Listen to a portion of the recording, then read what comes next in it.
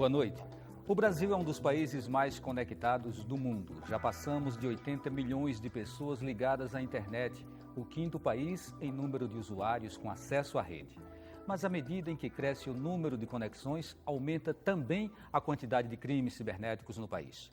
Por isso, no mês passado, entrou em vigor a Lei Carolina Dickmann, que tipifica como crime a invasão de computadores alheios. No Opinião Pernambuco de hoje, vamos debater os crimes virtuais no Brasil. Para o debate, convidamos o professor do Centro de Informática da UFPE, Rui Guerra, o procurador de Justiça e coordenador do Centro de Apoio Operacional de Combate à Sonegação Fiscal e Crimes Cibernéticos, José Lopes. Convidamos também o delegado do Consumidor e doutor em Direito, Roberto Vanderlei. Lembramos que você pode participar do programa enviando perguntas e comentários para o e-mail opiniãotvu@gmail.com, pelo telefone 34236836 e pelo Twitter, @opiniãope. Bem, senhores, boa noite. Boa noite. Estamos trazendo esse tema e o nosso primeiro questionamento é sobre exatamente que espaço é esse onde as pessoas usam de uma forma totalmente aleatória, dando a impressão de que estamos numa terra de ninguém e que se comete todo tipo de crime. Gostaria de começar o nosso debate com o senhor José Lopes. Boa noite a todos. A questão do crime cibernético, também denominado crime virtual, ou crime que trabalha efetivamente com todos os dispositivos de informática, na realidade passa obrigatoriamente pelo direito penal como um todo. Mas são delitos bem especiais por duas razões. A primeira delas, de respeito à questão até formal de investigação desses delitos. E a segunda é que dentro da estrutura do ordenamento brasileiro, esses crimes são de fácil realização e com uma tendência razoável de impunidade. Então, eu diria que no Brasil nós estamos sofrendo ainda pela falta de estrutura em relação a um efetivo combate a esses delitos. Falta, talvez, também de uma clareza ou de uma presença objetiva dessa questão no nosso Código Penal. Roberto. Na realidade, os crimes em gerais, os criminosos em gerais, eles sempre, no decorrer da história, eles vão à frente da persecução em relação a eles. O Estado sempre está correndo atrás dos criminosos. E no ambiente chamado virtual, onde, como bem falou o doutor José Lopes, onde você não tem uma legislação específica clara, onde você não tem mecanismos materiais de persecução desse crime adequados, você vai ter isso numa realidade muito maior. Eu diria que um grande desafio do Estado hoje é o controle e a responsabilização, sobretudo no âmbito criminal, no que toca a um ambiente virtual. E aí, por falta de uma presença dessa matéria no Código Penal, aí vem a Lei Carolina Dickmann. Até que ponto uma lei como essa ela é capaz de responder a essa necessidade? Eu sei que o professor Rui Guerra não é bem da área jurídica, mas eu queria saber da sua opinião inicial sobre a Lei Carolina Dickmann e depois a gente ouve uma palavra mais técnica do doutor José Lopes. Sem dúvida. Boa noite a todos. A impressão que a gente tem do lado da tecnologia, porque de fato meu trabalho é mais ligado à tecnologia da informação. Digamos, eu tenho a oportunidade de trabalhar com os alunos os tipos de ataques que a gente conhece, porque obviamente o atacante está sempre na vantagem, né? Quem está na defesa conhece os ataques que já foram empreendidos, mas quem está defendendo na verdade, tem a desvantagem de nunca imaginar que um determinado tipo de ataque vai ser realizado. Então, o que a gente faz lá no Centro de Informática é, digamos assim, trabalhar os tipos de ataques que a gente conhece, que já foram empreendidos, que são ataques, às vezes, clássicos. Criar antídotos também? E criar, justamente, e inclusive experimentar, fazer um laboratório de modo que os alunos possam fazer, vamos dizer assim,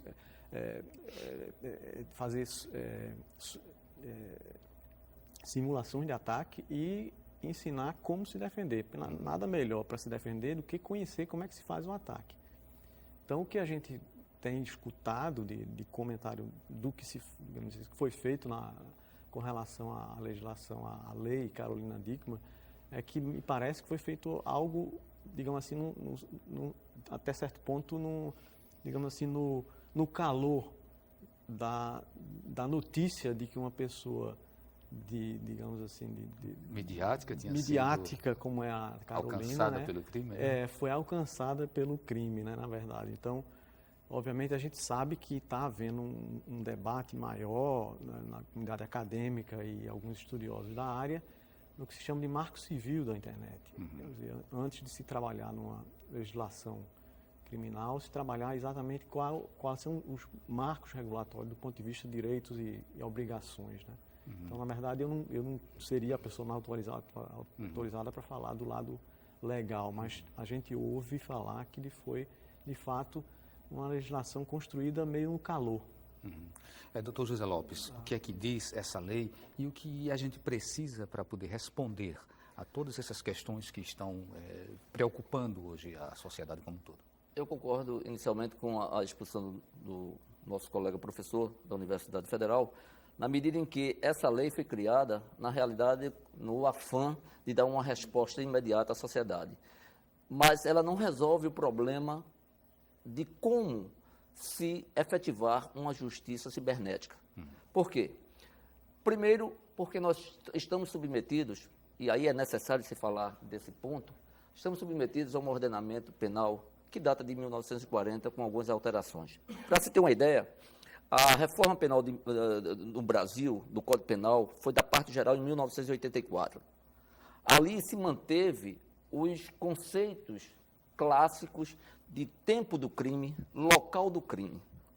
Então, já nos deparamos, quando lidamos com os crimes cibernéticos, em duas situações que são seríssimas. A primeira delas, o local do crime, que dificilmente se consegue identificar. Muitas vezes o ato parte até de uma unidade, uma federação totalmente diferente da nossa.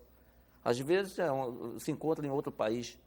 A questão, por exemplo, do último ato, como vai ficar o último ato em relação à afetação do bem jurídico protegido.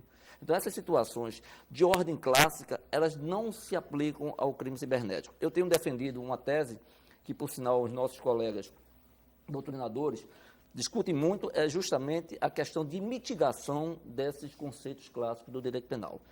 Trazendo isto para a nossa atividade natural, o crime cibernético, ele passa primeiro por uma interseção de unidades da federação, o que leva à atribuição da Polícia Federal como primária em relação à questão da investigação. Segundo, quem é o juiz competente para julgar esses crimes? Qual o juiz? Qual o juizado? É o juiz do Brasil? É o juiz de algum outro país? Então, essas questões já influem na resposta imediata da persecução criminal, o que nos leva a um conceito de impunidade mais reforçado. Roberto Vanderlei, com que frequência os crimes virtuais acontecem hoje no Brasil? Por hoje, a gente já tem uma quantidade enorme e cada dia eu percebo que aumenta-se mais notícias crimes de natureza do ambiente virtual. Eu digo isso de cadeira porque lá na Delegacia do Consumidor, até então, a gente aqui no Estado não tem uma delegacia específica para os chamados crimes cibernéticos. Por que não tem? Bem, diria vontade política? Porque, veja bem, você simplesmente criar um departamento é fácil, faz um decreto, uma lei, criou um departamento, né? E aí seria uma resposta simbólica ao problema. É uma resposta simbólica para dizer, não, a gente criou a delegacia.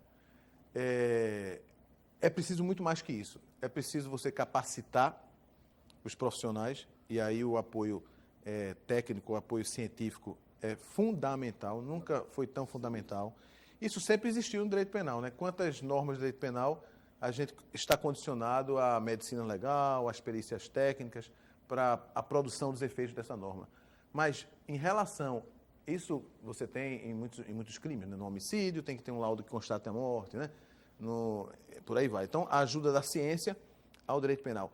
Mas, digamos que, em matéria de crimes virtuais, a ciência toma um papel protagonista. Quer dizer, é nesse ambiente e que a gente vai precisar da ajuda, da colaboração essencial de um pessoal capacitado, um pessoal treinado, para que possa auxiliar a magistratura, o Ministério Público, a Polícia Judiciária na indicação do crime, na feitura de prova desse crime. E essa é a grande dificuldade que a gente tem na Delegacia do Consumidor, que é a delegacia que, digamos, mais, em tese, mais recebe essas notícias, junto com a Delegacia de Estelionato. Quando os crimes são crimes patrimoniais, né? Crimes envolvendo o patrimônio, que é bastante comum na rede de internet, e as pessoas, quando sentem o seu bolso lesado, vai procurar de todo jeito. E aí vão chegar às portas dessa delegacia e não vão ter, temos que fazer uma meia-culpa, o tratamento adequado. Doutor José Lopes, quais as informações que o senhor tem sobre essa incidência? Antes de começar o programa, o senhor falava aqui de números, né, assustadores. O que o doutor Roberto acabou de falar é a mais pura realidade.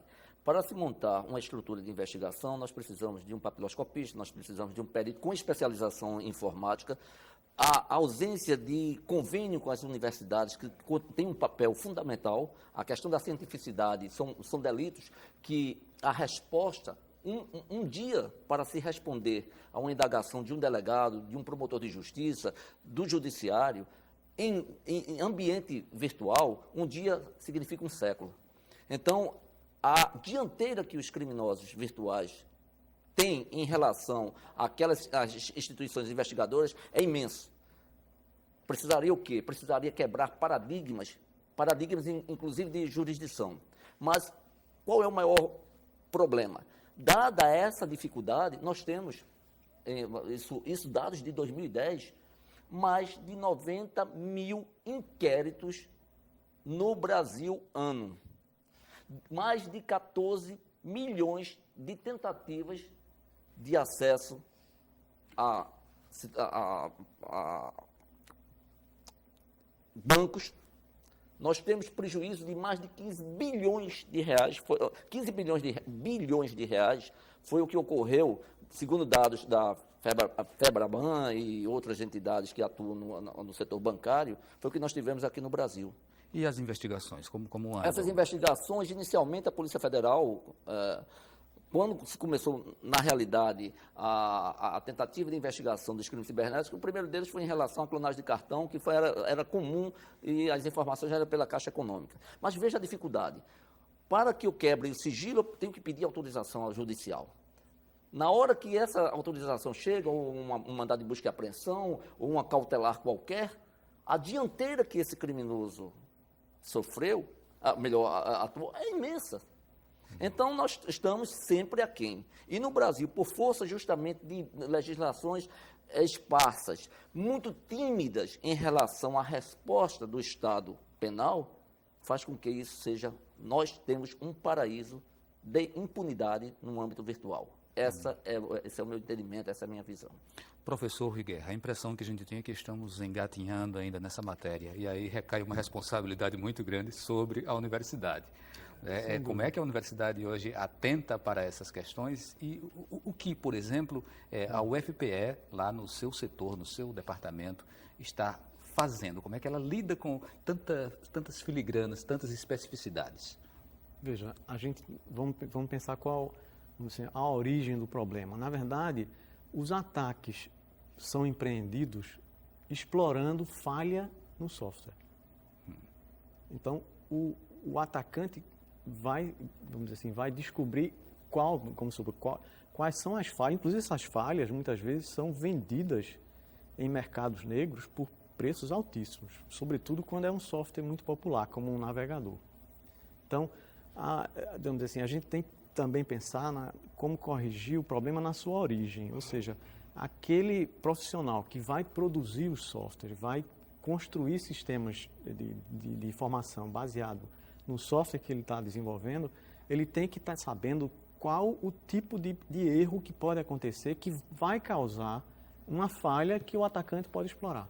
Então, o que a gente tem procurado fazer na formação do profissional de informática que vai cair no mercado, vai ser o produtor de software para a aplicação em geral, é dar a ele a ciência de quais os tipos de ataque que podem ocorrer no software que vai desenvolver.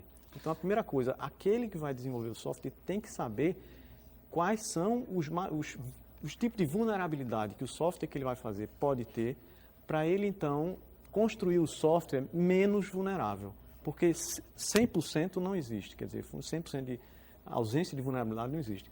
E, por outro lado, recentemente, a gente tem procurado atrair para a pós-graduação em informática, lá no Centro de Informática, pessoas com origem de formação em Direito. Por exemplo, temos, no momento, 2 alunos que têm formação jurídica assistindo a cursos de segurança computacional. O senhor acabou tirando uma pergunta da minha boca, né? Se a informática está dialogando, por exemplo, com o Centro de Ciências Jurídicas, né, para que essa questão da varia. Justamente, a gente tem que ter essa sinergia, porque ao mesmo tempo que o profissional da tecnologia não conhece muito bem a legislação, do outro lado também o profissional jurídico, ele não conhece a terminologia, o jargão, e o tipo de ataque que pode acontecer, ou se foi de fato um ataque, digamos assim, desse tipo ou daquele outro tipo. Então, o que a gente está procurando fazer na pós-graduação é oferecer temas de pós-graduação que tenham, de alguma maneira,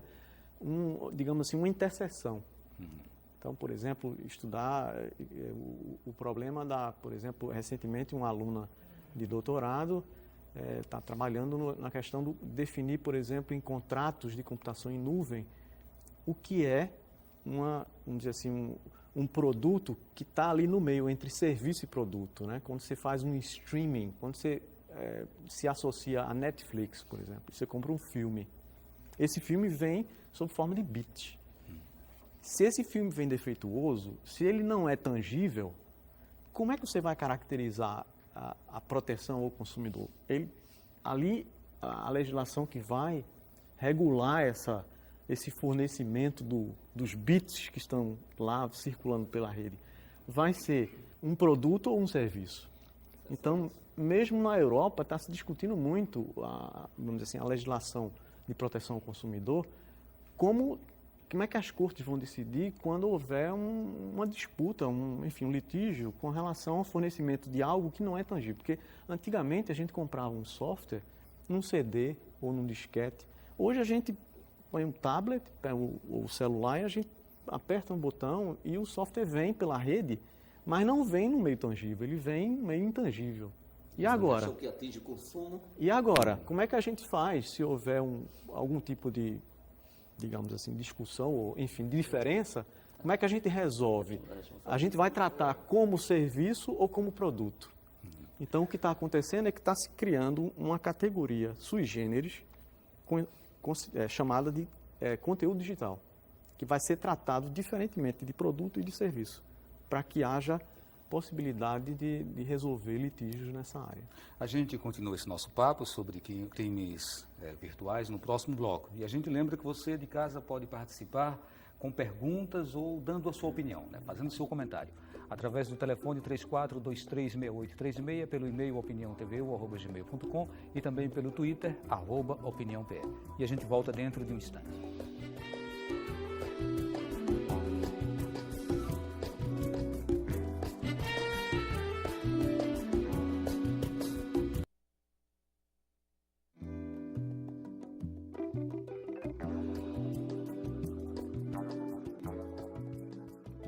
Opinião Pernambuco está de volta. Hoje discutimos crimes virtuais. Participam do debate o professor do Centro de Informática da UFPE, Rui Guerra, o procurador de Justiça e coordenador do Centro de Apoio Operacional de Combate à Sonegação Fiscal e Crimes Cibernéticos, José Lopes, o delegado do Consumidor e doutor em Direito, Roberto Vanderlei.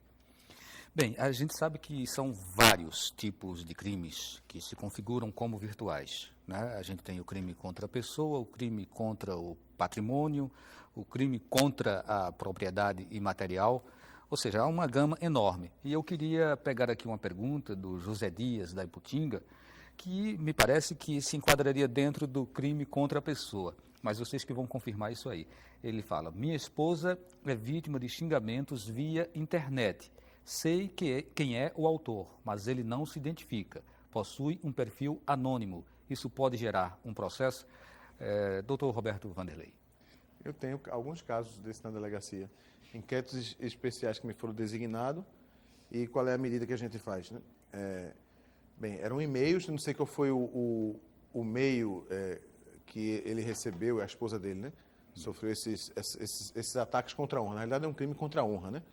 Foi o chamado xingamento. E a primeira coisa que a gente fez foi... tinha um e-mail que... o e-mail enviou para o e-mail dessa pessoa, palavras... né? E aí, eu pedi a quebra do sigilo, como falou o doutor Zé Lopes, pedi a quebra do sigilo desse e-mail para saber os dados dessa pessoa. Obviamente, eu sabia que esses dados que a pessoa preencheu eram falsos, porque, né, ninguém vai... Então, eu pedi que me dessem, que o juiz autorizasse toda a comunicação que foi feita por esse e-mail, porque aí poderia ser uma coisa melhor. Uma coisa são os dados, ou seja, a quem pertence aquele e-mail. Outra é o histórico daquele e-mail, tudo que ele enviou e recebeu durante o tempo.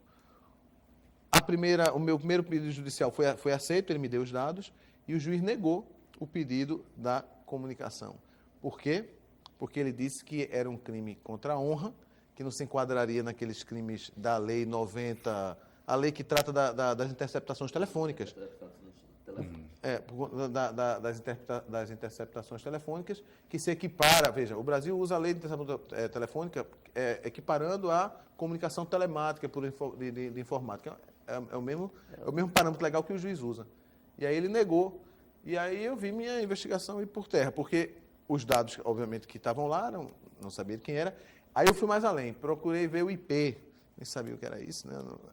Mas tinha um policial lá que gostava de informática. Pelo IP, a gente conseguiu descobrir a região de onde saiu o e-mail. Mas veja bem, a região era o bairro das Graças, né? Como é que eu vou saber que máquina, assim, exatamente saiu aquilo? Então, acabou que a gente não conseguiu. Não sei se o colega... Bem, se ele pode me procurar na delegacia, eu vou tentar fazer o mesmo caminho, né? Que é o único caminho... que é o caminho mais lógico de perseguir isso. Doutor José Lopes, e aí o internauta fica muito fragilizado, né? E também fazer o print screen de todo o material, eu acho que o professor Rui, nesse ponto, pode nos ajudar muito. E uma questão que a gente tem orientado é o horário em GMT, que sai sempre lá no print, porque já delimita mais a região.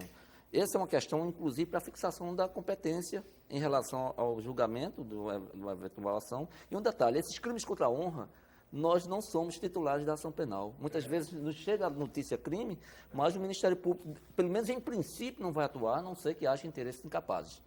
Então, é outra questão que esbarra numa legislação clássica.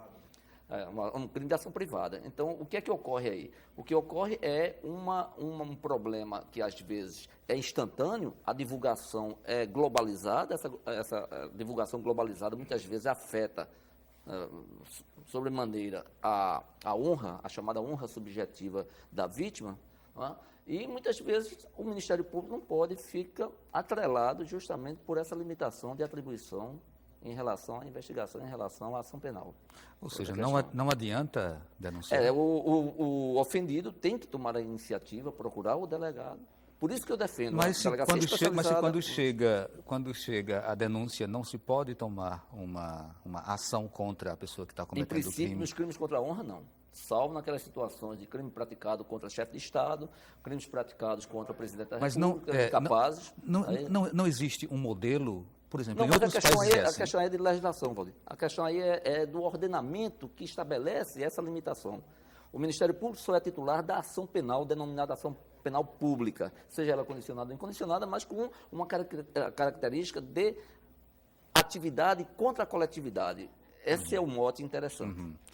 Vamos agora tentar entender um pouco esse crime contra o patrimônio, né? Que envolve furtos e estelionato. Gostaria de falar um pouco, professor?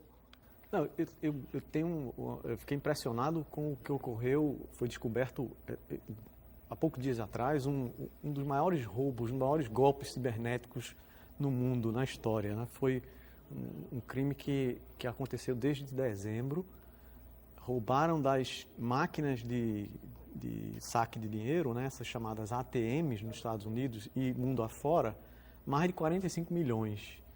O que os caras fizeram? Os hackers invadiram uma determinada empresa que processa aqueles cartões de pré-pagamento. Sabe, meu menino foi para viajar e a gente teve que carregar um cartão daqueles pré-pago, né? Aí fica como se fosse um cartão de débito. Não é o cartão do banco, mas é um cartão específico, caso ele perca, obviamente você pode recuperar e não perde o dinheiro.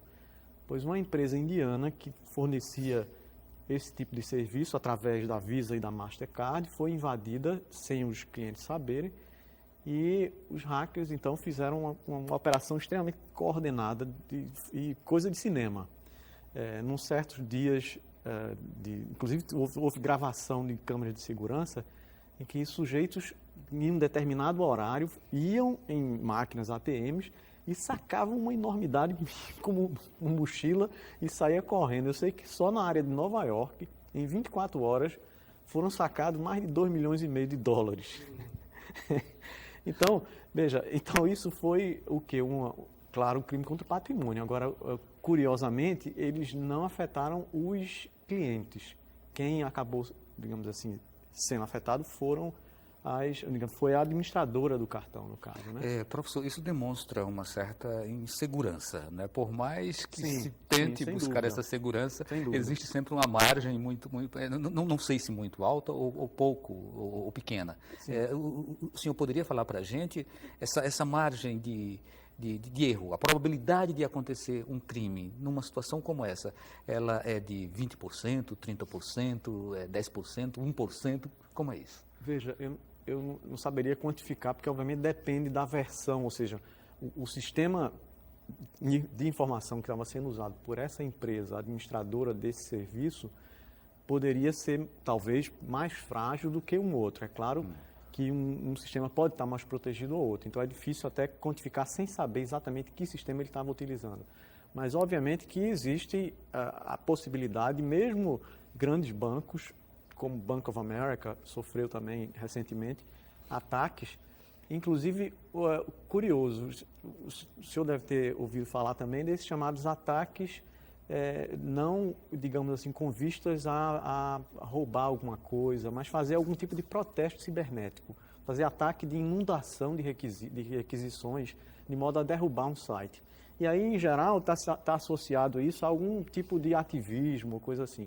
Só que, recentemente, gangues criminosas têm aproveitado a onda do ativismo, em que um determinado grupo faz uma espécie de ataque de inundação e naquele momento que o site do banco grande está sendo inundado por requisições e está tendo que negar serviço, é por isso que se chama de negação de serviço, logo após chega um ataque mais sutil de invasão e de roubo. Quer dizer, junto com o ativismo, uma ação de ativismo, vem um roubo, digamos assim, parasita, vamos falar assim. Então, há todo tipo de situações hoje em dia que é difícil a gente dizer assim, um banco grande, muito provavelmente não vai sofrer ataque, a chance dele é 1%, é 0,5%. Tudo depende não só do tipo de proteção que ele tem, como também de uma determinada situação como essa. Nos Estados Unidos é mais fácil pegar o criminoso do que aqui? Mas mesmo assim ainda é muito, muito pequena a porcentagem. Eu vi uma estatística uma época que dizia o seguinte, uma estatística americana que dizia 50% ou um pouco mais de 50% dos assaltos a bancos são resolvidos. E, em média, o assaltante leva, sei lá, $5 mil. Então, veja só, se ele tem a chance mais do que 50% de ser apanhado e sabe que, na média, ele vai levar $5 mil, digamos assim, e ele olha para a internet e vê aquele, como se fosse um mar de riquezas, ele vai optar por onde? Onde na internet ele tem muito maior chance de perpetrar aquele crime anonimamente. Ele vai se arriscar, fazer um assalto a banco físico? Ele não vai. Então, existe sim E essa é uma questão interessante em relação à lei Carolina Dickmann. É que esse problema da invasão, na previsão do artigo 154A, é preciso, só haverá o crime dentro, se nós aplicarmos o princípio da reserva legal, que obriga o intérprete, operador do direito, seja ele juiz, promotor, advogado, delegado, a ir para o texto da lei. E o texto da lei diz invadir qualquer computador, qualquer provedor com segurança. Ou seja, esses instrumentos, essa área virtual, para caracterizar o crime é preciso que tenha havido a quebra de um código de segurança. Houve um defeito na lei, a meu ver, porque o indivíduo que, dentro do princípio da reserva legal, que invade e não quebra uma segurança, seja ela um código, ainda que a intenção Ele dele... devia ter ido pela intenção, né? Ele quebrou, se a finalidade era obter uma finalidade, vantagem, se então, era lesar. nós temos aqui o quê? Nós temos aqui realmente uma situação que você não pode puni-lo dentro do sistema penal brasileiro. Uma outra questão é de respeito ao apenamento. O apenamento é irrisório. Melhor seria que se aplicasse alguma pena patrimonial. Porque a privação de liberdade de detenção de 3 meses a 1 ano É menor que um furto. é menor que o furto. Então, é assim... Melhor do que roubar uma caneta. O que o professor Rui se referiu, com muita propriedade, a lei foi feita assodada. É uma tentativa de resposta midiática, como só aconteceu também em relação à questão da inserção de dados inexatos, dados falsos, naquele portal eletrônico, naquela época do Senado, que gerou o artigo 313, o A e o B. Então, a nossa legislação, ela é capenga. Eu diria, ela chega às raias do ridículo, se nós compararmos com outros ordenamentos. E nada está sendo feito nesse momento para Existe se o projeto, chegar a uma existe o legislação projeto ideal? que se chama Constituição Virtual, a Constituição na área de informática, que delimitaria a atividade. Há uma necessidade dos nossos legisladores, como também dos nossos operadores, de se ater à nova modalidade do direito, a telemática, a informática, porque não é possível, por exemplo, uma autoridade judicial não permitir, e muitas vezes não permite, não é nem culpa da autoridade, diga-se de passagem, é porque a legislação não permite. Ou se cria um ordenamento penal e, inclusive, civil, voltado para a informática, voltado para a telemática, ou nós teremos essa coxa de retalhos. Vamos para mais uma pergunta de Lourdes, da Caxangá. Uma pessoa que tenta desmoralizar outra via Facebook pode se configurar como crime? De que forma podemos denunciá-la? Roberto, é o mesmo caso semelhante, né? É o mesmo caso da pergunta anterior, né? Quando eu falo de moralizar, é um ataque à honra via Facebook. Eu acredito que o Facebook seria mais fácil, inclusive, de você identificar, uma vez que a pessoa tem que fazer um perfil, esse perfil, em tese, está aberto para todo mundo, e se você tem esse perfil identificado, e esse perfil, de alguma maneira, no caso aí seria calúnia, não, seria difamação, né? Se ela difamou, atacou, dependendo do teor, sim, que se pode descaracterizar um crime contra a honra, como já tem acontecido. Nesse caso aí eu entendo até mais fácil. O Hernani de Candeias, por que cartões de crédito, mesmo com chip, podem ser clonados? Qual a garantia que temos com o protocolo de cancelamento realizado por telefone via o saque dos bancos para cartões clonados? Eu acho que o professor Rui está mais... O professor está mais... Veja, o cartão é clonado, muitas vezes. Claro que o chip é uma grande, obviamente, uma grande adendo, uma grande proteção a mais, né? Mas quando você fornece o cartão de crédito para algum ente, seja um portal de vendas ou coisa assim, aquele número, principalmente aqueles 3 números que são os números de segurança, né? Como se fosse o número do cartão, são 4 grupos de 4, são 16 dígitos, né? Aí tem a data de expiração, mas atrás, depois daquela faixa magnética, tem os 3 dígitozinhos, que aquilo ali é o chamado código de segurança. Muitas vezes a gente tem que dar isso para algum portal, comprar um livro, comprar algum produto pela internet. Você tem que dar aquele para ele confirmar. Porque você não está dando a senha, você está dando aqueles 3 númerozinhos. E aí, vai que aquele portal que vende livro para você não está suficientemente protegido. E ele é invadido. Independente de você ter chip ou não, o meu cartão, por exemplo, já foi clonado e eu recebi um certo dia uma ligação do Serviço de Segurança do Banco do Brasil dizendo que eu tinha feito, perguntando se eu havia feito compras, 2 compras de $1.000 no mesmo dia, lá nos Estados Unidos.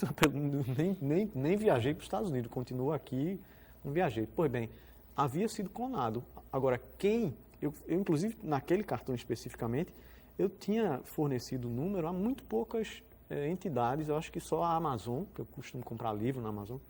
Pois bem, deve ter sido invadido o site da Amazon e clonaram o meu cartão, fizeram compras lá nos Estados Unidos. Quer dizer, o chip não é uma garantia 100%, não. Nós temos ainda muitos outros tópicos para serem abordados, como, por exemplo, a pedofilia na internet, né? O crime de pedofilia, de prostituição. Então, tem muita coisa bastante polêmica ainda para a gente discutir. E a gente lembra que você ainda pode participar do programa, enviando perguntas ou comentários através do telefone 34236836, pelo e-mail opiniãotvu@gmail.com e também pelo Twitter, @opiniãopr. A gente volta dentro de 2 minutos.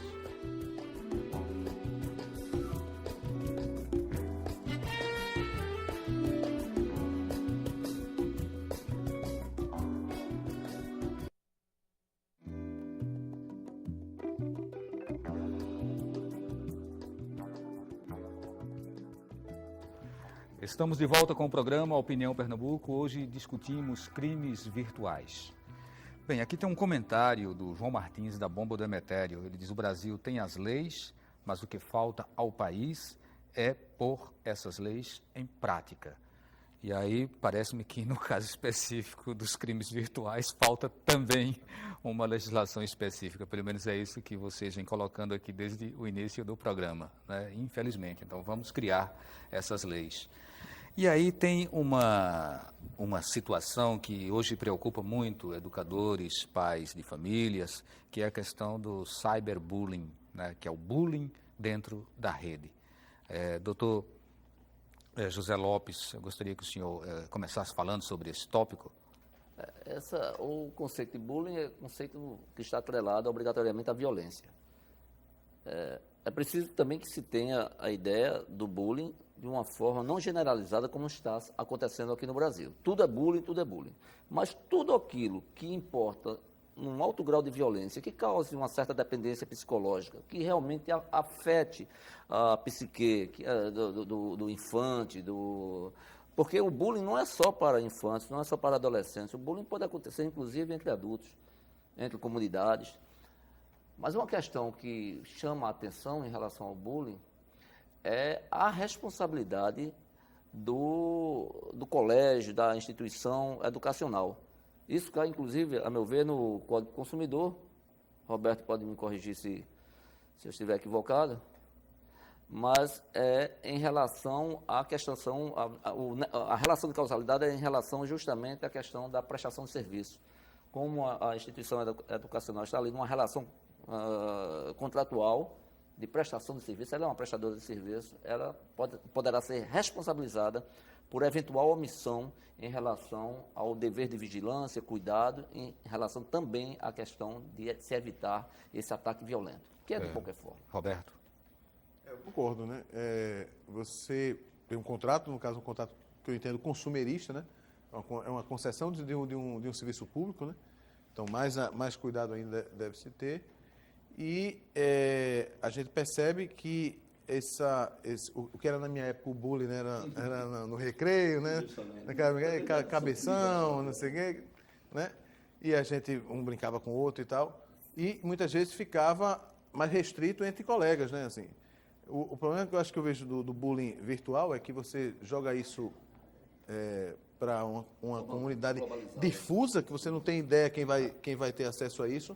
Você pode expor esses problemas. Então,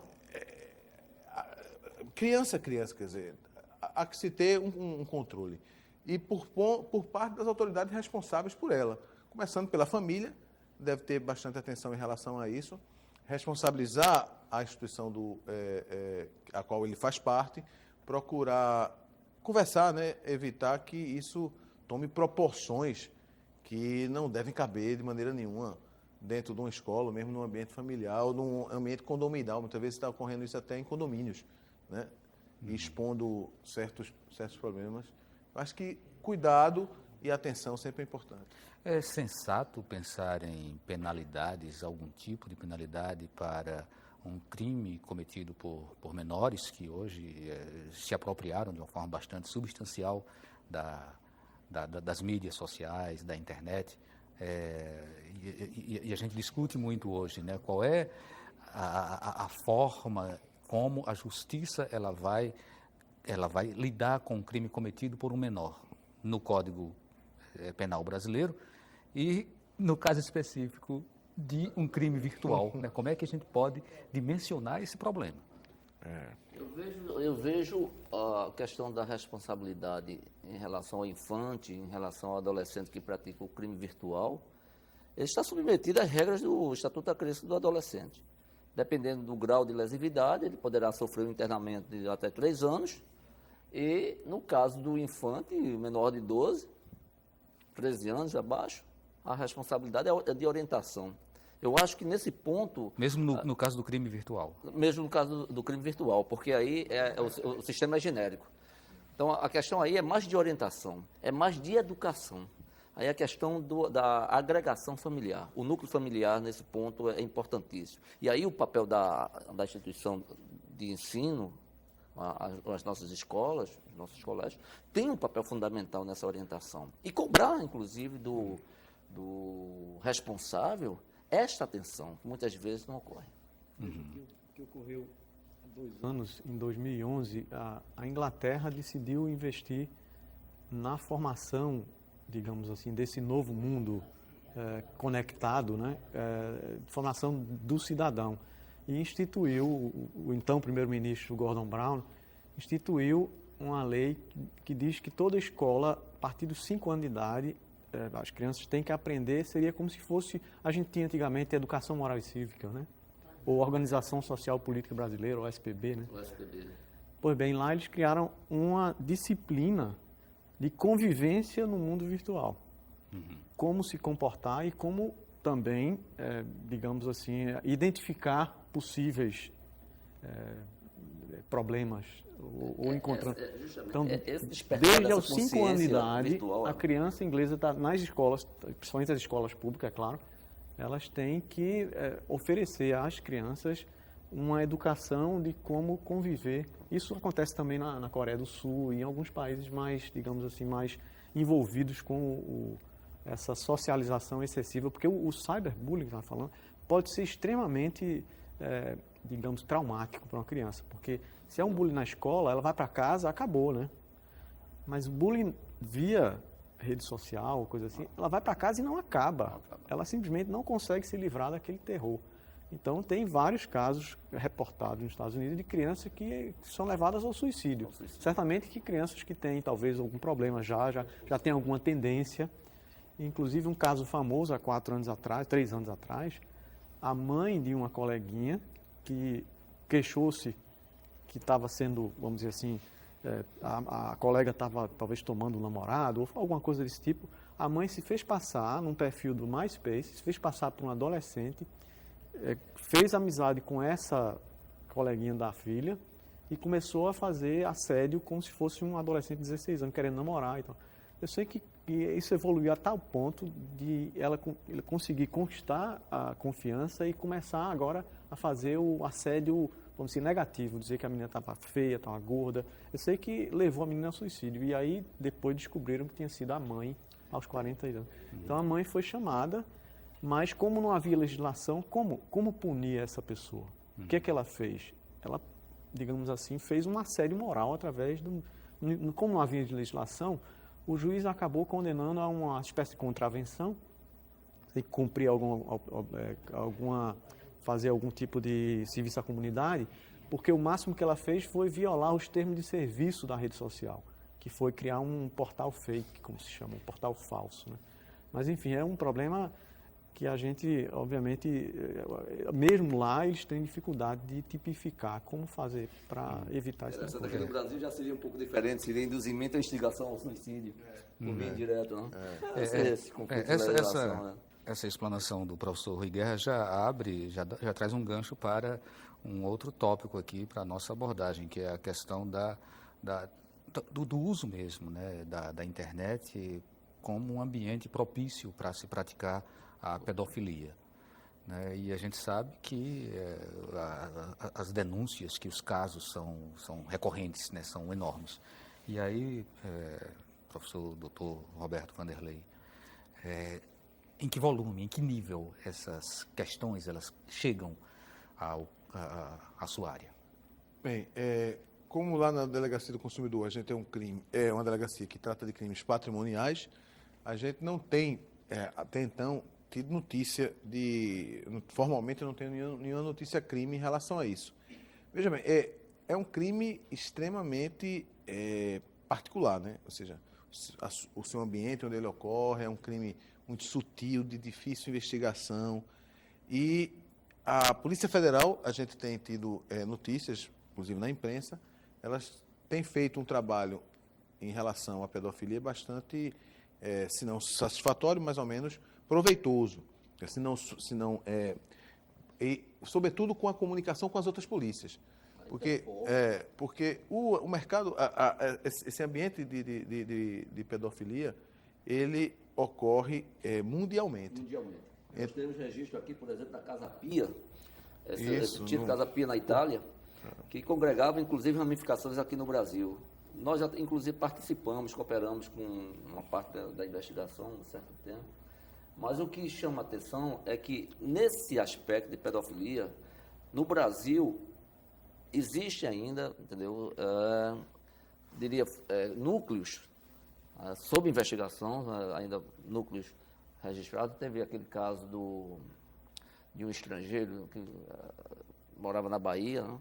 Participava, ele utilizava de fotografia dos infantes de uma forma, porque, se não me engano, no Estatuto da Criança e do Adolescente, a foto de frente não é permitida, mas lateral ou de costas ou em posições sensuais, isso não caracterizaria em tese o crime. Então se aproveitava dessa falha de legislação, que já deve ter sido corrigida, para justamente, e esse indivíduo foi preso graças a essas investigações. Mas nós temos um órgão chamado SaferNet, que recebe todas essas denúncias, não só de pedofilia aqui no Brasil, mas ela, na verdade, é uma ONG que é atrelada ao Ministério Público Federal, à Polícia Federal, aos Ministérios Públicos Estaduais. Todos nós podemos, inclusive, acompanhar o processo de denúncia em relação à questão não só de pedofilia, mas em relação a qualquer crime cibernético. Tem um registro aqui, que é uma pergunta do Elton, de Piedade. Era exatamente sobre isso que a gente está conversando. Só para fazer o registro, ele disse que gostaria de uma explanação do senhor sobre o que seria pedofilia. E aí eu gostaria de passar para o professor Rui a palavra para saber se existe uma fórmula para que as pessoas possam se defender desse tipo de crime.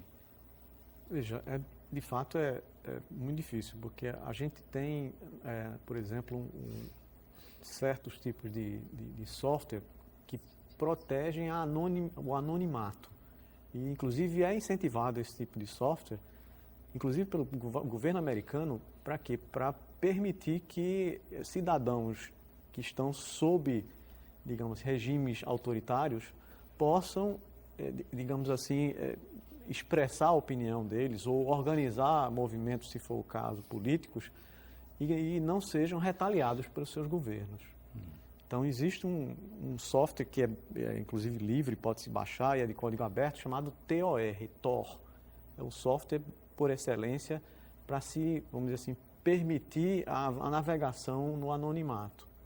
E é muito utilizado por ativistas em países autoritários.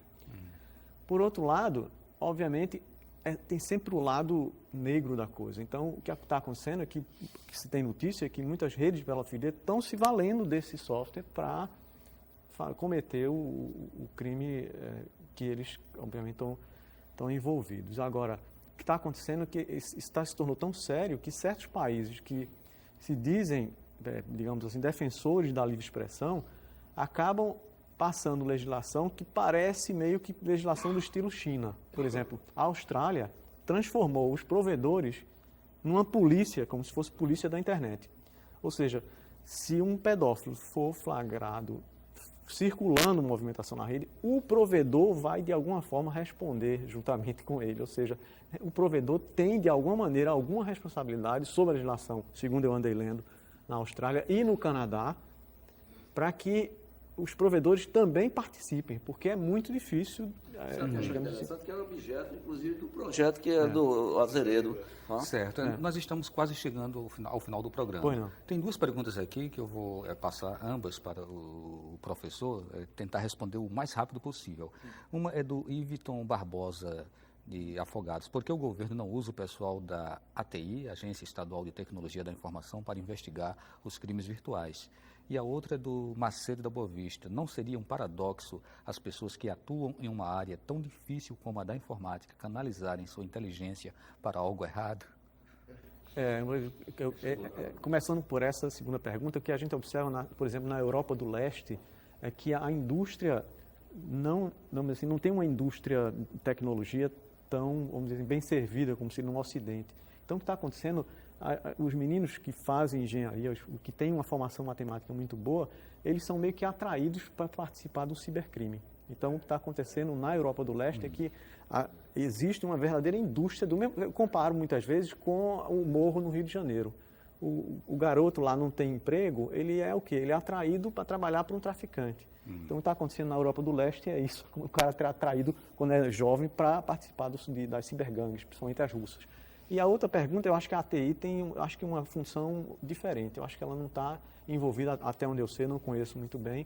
Tenho a impressão que a Agência de Tecnologia de Informação está muito mais para ajudar, digamos assim, de certo modo, na política de tecnologia de informação do Estado e ajudar os órgãos do governo. Certo. Pessoal, a gente reserva agora um tempinho rápido só para as considerações finais, mas uma coisa assim muito rápida mesmo, né, no sentido de que a gente possa orientar, não sei se é possível em tão pouco tempo, as pessoas para que elas se defendam de alguma forma desses crimes. Roberto. Bem, eu queria finalizar colocando que uma das coisas mais maravilhosas que aconteceu dentro da sociedade, da nossa modernidade, foi o advento da internet. Ninguém aqui está querendo criticar a internet, nem controlar demais a internet. É um ambiente livre, é um ambiente que deve ser utilizado para o exercício da criatividade e do desenvolvimento humano. Agora, como todo ato humano, é um ato que é indissociável da ética, indissociável da moral e, consequentemente, do direito. Então, é importante conjugar essas duas coisas, que exerçam a liberdade com responsabilidade. Ok, doutor. Você bem objetivo. Pouca curiosidade na rede. Isso resolve um pouco o problema. Menos curiosidade, mais ética, mais atenção e usá-la realmente como instrumento do bem-estar. Professor? Estamos, de fato, vivendo um admirável mundo novo. Estamos vivendo de forma conectada. E não deixa de ser uma convivência. A internet começou como um instrumento de comunicação, a gente pode dizer que hoje em dia é um instrumento de convivência. A gente está convivendo naquele ambiente virtual. A gente faz compras, a gente conhece pessoas novas, a gente conhece culturas novas. Então, é preciso viver sob a ética para que a convivência seja positiva. Ok, muito obrigado a todos vocês, obrigado a você também em casa que nos acompanhou. A gente pede desculpa por não ter podido formular todas as perguntas, mas com certeza a gente ainda voltará com esse tema em outros momentos. Para você, uma boa noite e a todos vocês.